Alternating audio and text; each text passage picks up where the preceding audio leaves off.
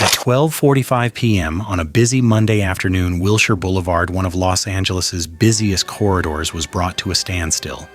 Pedestrians froze as a 53-year-old man swung a 3-foot metal pipe, the steel ringing sharply each time it struck the pavement. Moments later, a body-worn camera jolted violently. An LAPD officer had just been smashed in the head.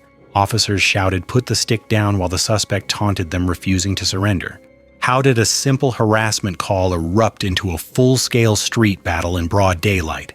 And what pushed this man to challenge armed officers with nothing but a metal pole? Wilshire Boulevard, stretching through the heart of Los Angeles, is a place where construction crews, shoppers, office workers, and tourists all share the same crowded sidewalks. On the afternoon of March 3, 2022, the routine noise of drills and traffic blended into an ordinary workday until frightened workers from a nearby renovation site made a 911 call. Excuse me, hi. Yeah, we have this guy who's down here. I'm pointing with my elbow. Okay. Down here, he's made it down there. He's like harassing all of our guys who are trying to fight. Yeah, he's got a pipe. He has a pipe on him. And kicking all this stuff and throwing drywall on their guys, and then trying to fight me when we're out here measuring because we're renovating the building. So he says this is his. This is his property. This is his area. We're in his space. Okay. A woman's voice trembled as she described a man pacing the property line, kicking debris, throwing drywall, and threatening workers with a metal pipe. She feared the nails, sharp tools, and broken construction materials scattered across the site could turn a confrontation deadly. "He keeps coming back. He's getting violent," she told dispatchers. So he's becoming kind of violent, and I had to be able to go in the building to get away from him. Okay. And he just threw drywall. He didn't hurt anybody yet, but finally he went down there. He saw me on my phone, but he keeps coming back and forth. The man was later identified as 53-year-old Timothy Camon, someone officers had reportedly interacted with before. Workers claimed he insisted the building was his property, aggressively confronting anyone who approached. While he had not yet seriously injured anyone, the unpredictable behavior immediately drew concern. When officers from the LAPD Wilshire Division arrived, they initially treated the situation as a disturbance, perhaps an intoxicated individual or someone in emotional crisis, but that changed within seconds. Camon emerged, metal post in hand, challenging the officers directly.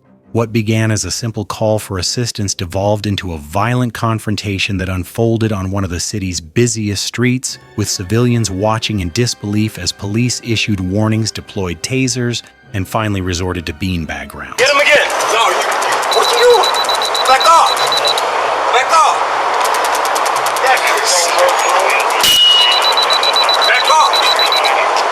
Get up closer, get up closer. 781, we're gonna be La Brea, just north of Wilshire.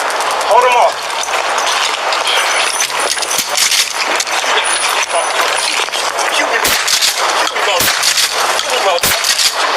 How did a conversation turn into a head strike that nearly incapacitated an officer, and why did Camon refuse every chance to surrender?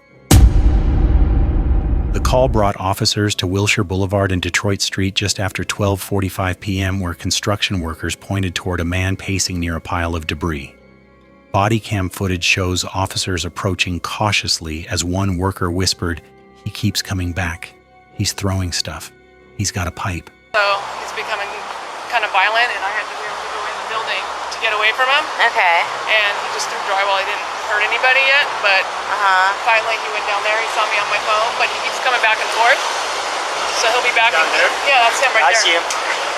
So, you know. You said he was throwing stuff at you guys? Yeah. When the officers made verbal contact, Timothy Camon turned toward them, gripping a 3-foot metal post.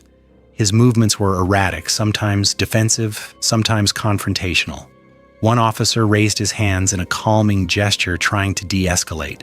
But Camon stepped forward, then another step. Then the tone shifted. "Put the stick down. Put it down now." Instead of complying, Camon shouted back, daring officers to act. "Shoot me. You want to shoot me? Do it." The tension escalated instantly. One officer's stance tightened, anticipating a sudden attack. The workers who had reported the disturbance backed away, retreating behind dumpsters and walls as Camon paced in a widening circle, gripping the pipe with both hands. Pull it out! Pull it out! You shoot me then! Put the stick down! No! Put the stick down! No! Shoot me! Put the stick down. Get it back up. Shoot me. Get it back up. Shoot me, thieves. Shoot me, thieves. 788. Put the stick down. No, motherfucker. Put the stick down. Nothing. I ain't put nothing down. Put the stick down. Get away. Officers attempted to contain him, forming a semicircle to prevent him from moving towards civilians. Their commands grew sharper, layered with urgency, but nothing broke through Camon's defiance.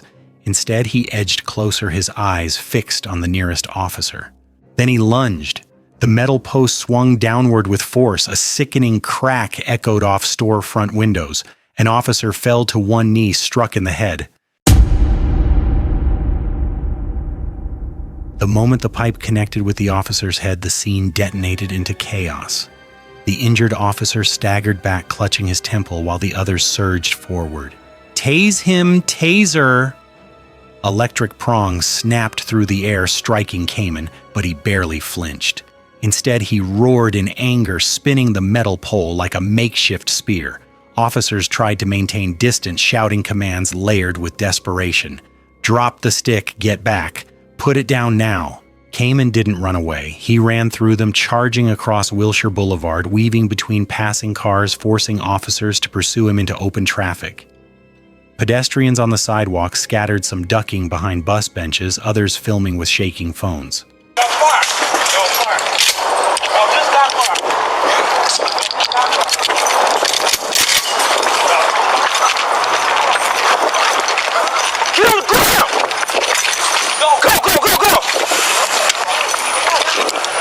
Bodycam footage shows officers firing beanbag rounds, the hollow thuds echoing across the boulevard. One hit Camon square in the torso. He grunted, but kept moving.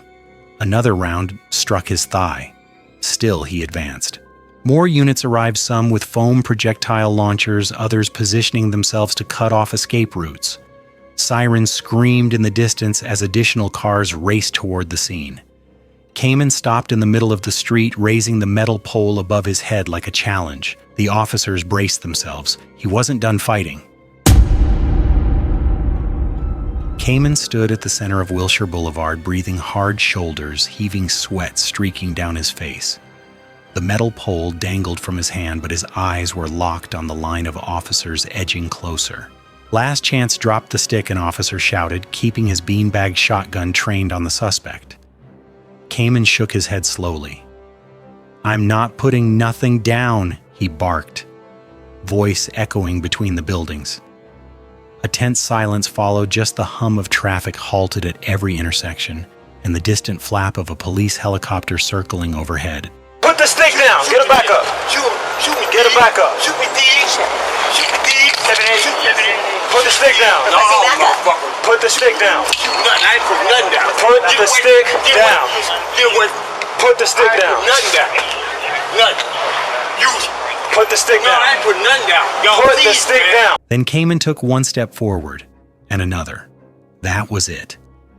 3 officers fired simultaneously, thump, thump, thump, beanbag rounds hammering his chest, shoulder, and ribs. The impact staggered him. He swung wildly at the air, the metal post slipping from his grasp before clattering onto the pavement. An officer yelled, "Move, arrest team, go!" They rushed in. Camon fell backward, arms flailing, and hit the ground with a heavy thud. Even then, he resisted, twisting, shouting, incoherently kicking at the officers trying to restrain him. But the fight had already drained out of him. With coordinated force, they secured his arms, removed the pole from reach, and cuffed him on the asphalt as units announced Code 4 suspect in custody. The street exhaled. In the hours following Camon's arrest, investigators from LAPD's Wilshire Division and the Mental Evaluation Unit began piecing together what had led to this violent confrontation in the center of Los Angeles. What emerged was a picture of a man spiraling in a long-term mental and emotional decline.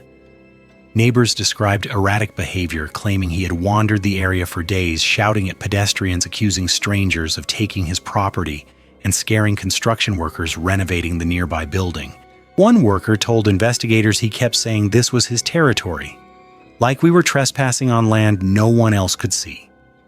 This aligned with officers' observations. Camon showed paranoia, disorganized speech, and delusional thinking, all classic indicators of an untreated mental health crisis. Toxicology reports are not publicly available, but detectives found no evidence suggesting he was under the influence of narcotics at the time. Instead, his behavior pointed toward a deeply destabilized mental state, likely worsened by homelessness, chronic stress, and possible prior trauma. Investigators also reconstructed the moment the officer was struck. Bodycam analysis confirmed that even after repeated verbal commands and multiple de-escalation attempts, including distance time and communication protocols, Camon suddenly lunged forward, swinging the 3-foot metal post with full force.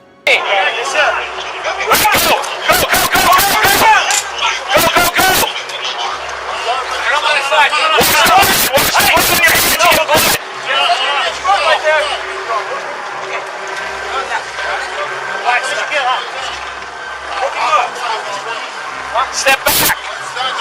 Step back! Detectives later measured the impact mark on the officer's helmet and determined had the pipe struck just 2 inches lower, the officer could have suffered catastrophic head trauma. The use of force review concluded that the officer's decision to deploy tasers and beanbag rounds was lawful, measured, and necessary to stop an imminent threat. The case reignited questions about how many violent confrontations originate from untreated mental illness rather than criminal intent.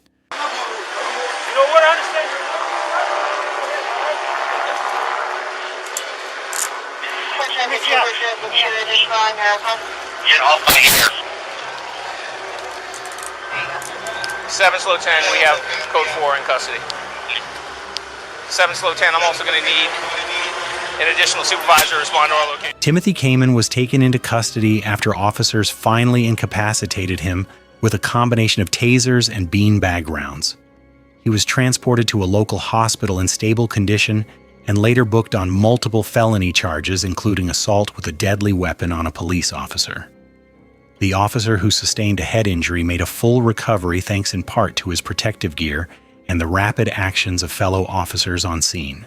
For the Wilshire community, the incident served as a stark reminder of how fast a routine call can escalate into a life-threatening confrontation and how critical training and teamwork are in preventing loss of life. Stand by! Stand by! Stand by! Hey, hold on! We need you! You got your arrest team! Yes, sir. Go! Go! Go! Go! Go! Go! Go! Go! Get on my side! What's in your hand? Right there!